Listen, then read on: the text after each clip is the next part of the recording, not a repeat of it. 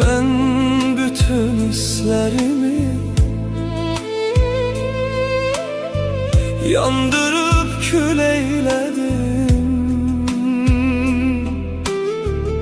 Mehabbetin oduna yanmadım, alışmadım. Senden sonra hiç kimi sevmeye çalışmadım. Senden sonra hiç kimi sevmeye çalışmadım. Sevdim